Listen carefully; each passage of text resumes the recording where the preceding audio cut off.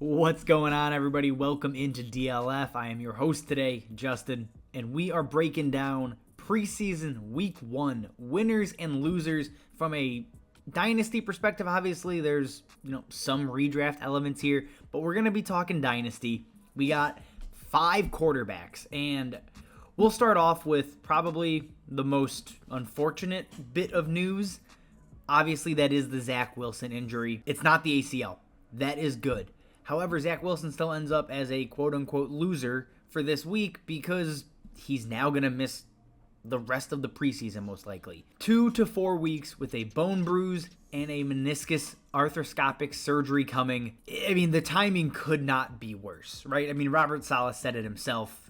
It's just unfortunate because as you're heading into year 2, you finally are healthy. You get to work with your new weapons in Garrett Wilson and the now healthy Elijah Moore. Everything was kind of coming together, right? The offense is new, it's fresh, it's exciting. Zach Wilson, year 2, big things are coming. All of that is set back now. And yes, they do have Mike White. They do have Joe Flacco still.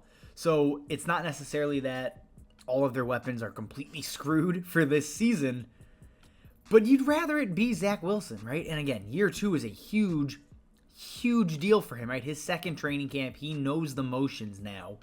And unfortunately, he's going to have to skip all of it. So who knows what kind of chemistry he comes in with. Who knows if he's getting the coaching he still needs or is learning what he should, heading into year 2, especially after struggling in year 1. That's the big worry, the big concern is, a guy that desperately needed additional training camp help is not going to get it. He's going to get less time in the offense. It's a bummer, right? Again, I'm not moving him down Dynasty ranks. I'm not shifting it around. But it is something to be aware of. And if you're concerned about Zach Wilson in general, this definitely doesn't help. On the flip side, though, we do have a winner. It is Kenny Pickett. Now, I'm not a huge Kenny Pickett fan, right? Obviously, the NFL was not a huge Kenny Pickett fan. He didn't go until, pick 20 with the Steelers. But he passed the first test, right? Even with all the camp noise coming around that he was a bad pick, and, he's playing with the third-string team because Mitch and Mason Rudolph are way ahead of him. Even if all of that's true, he played fantastic in his first, quote-unquote NFL game, right? Obviously, he starts with that 75-yard touchdown drive and follows it up with that game-winning touchdown drive to close it out, right, with 3 seconds left. That's the big news there, and for a guy that started that first drive, 5 for 5, again, touchdown, 75 yards. That's what you want to see, right? This is his first test. Really, all he could do was perform well, and people are going to be like, well, yeah, he should, right? He's playing against the third-string guys, and that's true. But if you look at the flip side, if Kenny Pickett came out and struggled, ESPN, Colin Cowherd, Twitter would just be burning him to the ground. So it's important to, I think, highlight he did exactly what he was supposed to do against third stringers and looked incredible doing it, from a rookie standpoint. And I think one big takeaway is, right, 13 of 15, very accurate, consistent. That's huge for him, especially with a guy that spent 5 years in college and has a ton of questions around him. He showed what we wanted to. And then he's also just a winner because Mitch Trubisky looked like Mitch Trubisky, right? Obviously scored a touchdown, but still. 4-7, Mitch being Mitch, just inconsistent. And then Mason Rudolph sucks. You know what I mean? Like, it doesn't matter what Mason Rudolph does. He's never going to be the starter. So Mason Rudolph probably looked terrible again, right? 9 of 15. I didn't pay too much attention to how he actually played because I don't really care. I think Mitch starts the season still. Kenny Pickett is going to be QB1 on this team at some point this year. It's encouraging that Kenny Pickett did what he was supposed to do. All right, guys, we got 3 more here. The next one, this one can be kind of fast, I think. It's Deshaun Watson, and he ends up as a loser in week 1 because he was terrible, right? Again, he hasn't played football in, 600 plus days. I don't think many people expected him to do a whole lot, but what he did was a joke. I mean, it was as bad as humanly possible. 3 drives for -8 yards. Obviously, one of those cut short by a fumble. Not his fault, but still. 3 drives for -8 yards. He goes 1 of 5 with 7 passing yards. He looks rusty.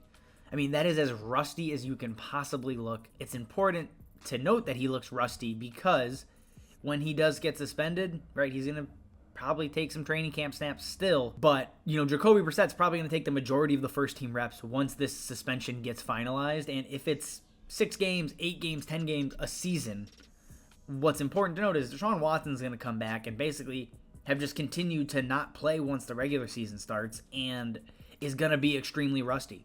So if you're looking for, at dynasty assets like Nick Chubb, Kareem Hunt, Amari Cooper, those are guys that are all, should be on win now teams due to their age. But who knows how effective they're actually going to be when Deshaun Watson either comes back this season or it's Jacoby Brissett leading the offense the whole year. All around, it's just not encouraging, right? I don't expect Watson to come back week 10 potentially for the first time in 2 years and light the world on fire. It's going to take some time to get into it. Our next one here is Justin Fields, and I think he's a winner for how he played, but he's a loser for what's about to ensue this season. I think that's the main takeaway. That's really the only takeaway from the Bears game, right? David Montgomery didn't play. Velus Jones wasn't out there. N'Keal Harry's hurt. It's terrifying. I have to reference those two as negatives, but oh god. Justin Fields looked good, right? He had a good downfield throw to Darnell Mooney. Another great throw to Tajay Sharp on the sideline there. Really kind of put it out of reach of the defender while getting hit. Those are the plays you want to see. The good ball placement, consistency, you're starting to see him develop and actually, stand in the pocket as opposed to just take off and run. So the development is good for Justin Fields. The downside is the offensive line is going to get him killed. If you watch that game, he was scrambling consistently under pressure, taking sacks, because the line just couldn't stop anybody. And yes, they're missing Lucas Patrick and some other pieces on that line right now, but it's not good. You got a 5th-round rookie starting at left tackle. It's so ugly. The offensive line's not going to be able to hold up over the course of the season, and that's going to limit what Justin Fields can do. I mean, admittedly, he's not going to have time to show off that arm, right? They're going to have to run a pretty quick offense because they're not going to be able to really hold back a lot of defensive lines. And let's say Justin Fields doesn't, flash enough because of that team or because of that offensive line. The Bears, if they're a bottom 5 team, which we all expect them to be, could look at quarterback in a very deep QB class. And that's the concern for Dynasty. Now, I don't believe the Bears move on. I think they stick with Fields. I think he's going to be a very good quarterback and a very good fantasy quarterback. But those type of concerns are very real. And, let's say you want to go out and acquire Justin Fields, because I still do. There's a good chance, some Justin Fields people that, that roster Justin Fields have those same concerns. Use that against them, right? Like, kind of flip the script on it where, yes, we know those things are negatives, but we think the talent's going to supersede everything and it won't end up mattering. That's the big thing here for Dynasty is people are going to be worried because Justin Fields is going to take a beating.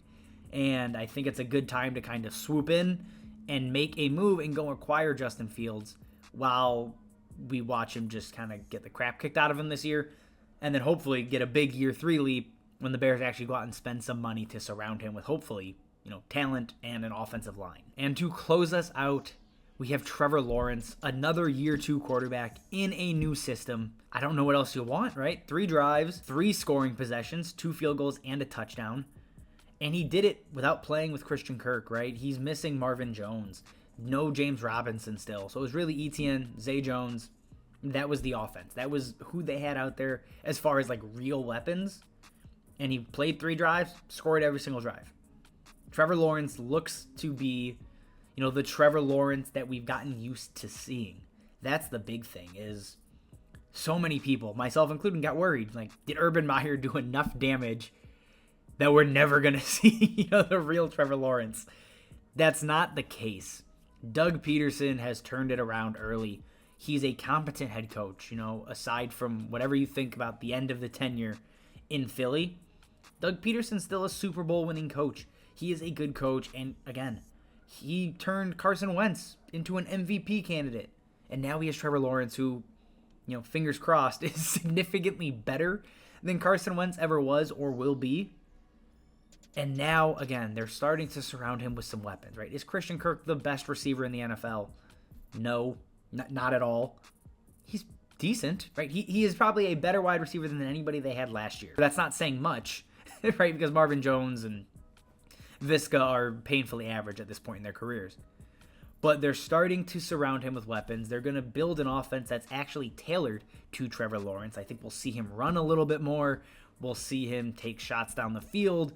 And we'll see them actually utilize, some play action, right? Things that regular NFL offenses do. We're going to see Trevor Lawrence actually moved around, which is one of the big appeals for him, right? He's that sneaky athletic guy. If you remember in college, he's running 60, 75-yard touchdown, just burning defenses.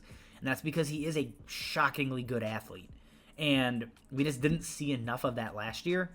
And already it seems as if, we're going to get an actual NFL caliber and NFL style offense. And again, it's only one preseason game.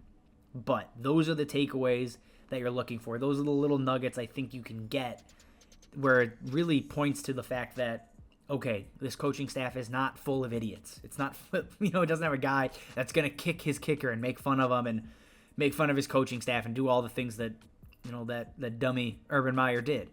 Trevor Lawrence is back on track, I guess I'll say.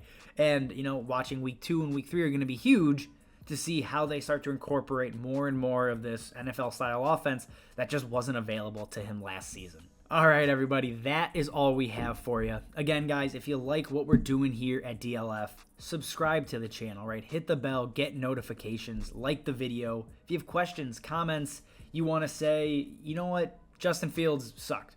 Sure, drop it in the comments, right? Drop anything you guys can. We love going back and forth with you. If you like me, if you like these kind of videos coming from me, check out my Twitter at Justin_14P for more. And as always, guys, thank you for watching, and we will see you next time.